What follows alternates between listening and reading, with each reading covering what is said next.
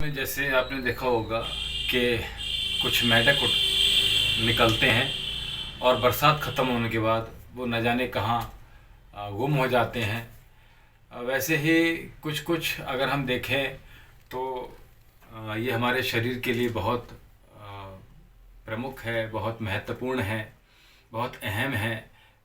It's a very important for every human beings.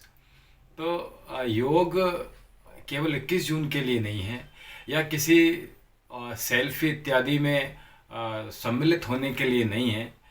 किसी function, केवल एक दिन के लिए फंक्शन के लिए नहीं है। जिस प्रकार हम भोजन करते हैं, प्रत्येक दिन भोजन करते हैं, उसी प्रकार योग हमें अपने व्यवहार में शामिल करना पड़ेगा।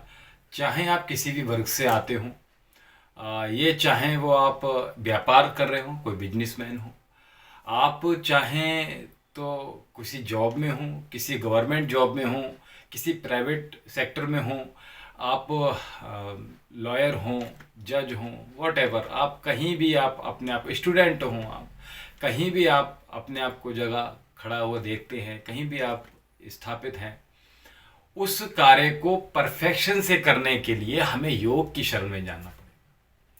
यही हमारे ऋषि मुनि बता रहे हैं, वो सभी कर रहे हैं, चाहे भगवान शिव हों, गणेश हों, सारे लोग कर रहे हैं। क्या योग से जुड़ना पड़ेगा हमें सभी को, क्योंकि ये रोग जैसे जैसे हमारी आयु बढ़ रही है, वैसे वैसे हमारे जो मुख्य मुख्य ऑर्गन्स हैं, वो ये हमें पता नहीं चलता है कि कब ये वीक हो गए या उनमें रोग कब उत्पन्न हो गया। डायग्नोस हम किसी और चीज़ का कराते हैं और रोग किसी और का निकल कर आता है।